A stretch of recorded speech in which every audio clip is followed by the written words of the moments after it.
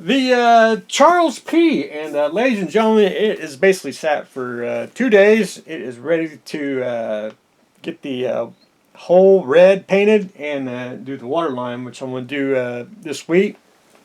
I got everything base coat painted, haze gray, up and down, except for the very, very, very bottom, which is going to be painted whole red anyway, so no worries there. But anyway, we are ready to go on the Charles P. So up next, and this is a light video on the Charles P.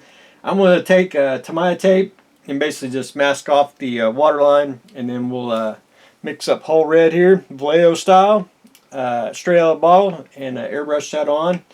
Probably a couple coats, and then once that dries, and I'll show everyone once we get the painting, I'll do the black water line, which I use pinstripe tape.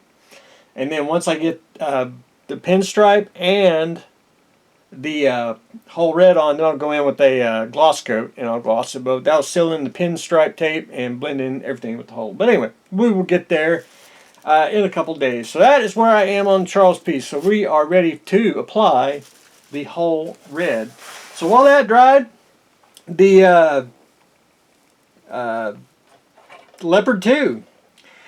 And I got most of almost everything on it. There's a couple things I got to add that I have not added yet. Got the upgraded machine gun. We just get 211's an older version, which to me didn't look right. So we went with the newer one. Added all the handles, the hatches, which are just basically laid in there. I didn't really glue them yet. I got to sand the little periscope thing here a little bit more because it's got a seam on it. Other than that, I haven't added none of the lenses. I'm going to wait till I'm kind of done before I add any reflective lenses on there.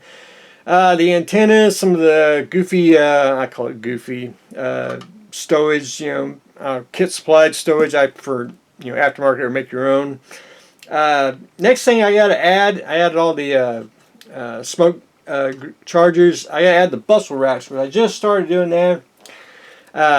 They go in kind of like so, and then they got like a screen mesh that goes on the outside. I gotta sit down and cut out the template here, which is right there. Cut that out, and then if you can see it,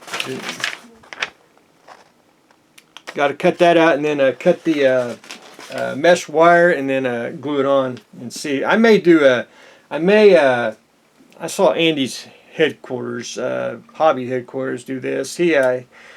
He glued his on like that, but he had like a tarp over it. I may do that with some tissue paper. I got that.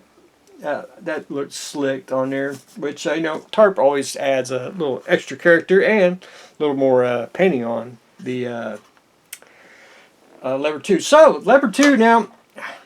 I added some of the tools. There's some tools I'm going to add. There's some.